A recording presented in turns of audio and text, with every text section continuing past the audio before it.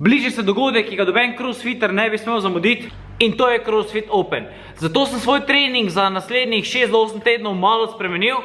In ta sprememba v bistvu ni nič drugega, kot pa dejansko, da sem dodal več conditioninga oziroma crossfit stila vaj.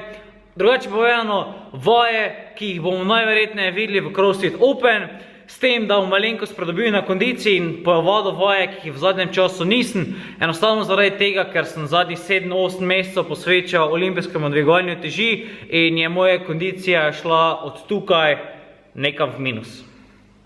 Če te zanima, kako so treningi potekali v prejšnjem in tem tednu, boj ziher, da se ta video pogledaš do konca.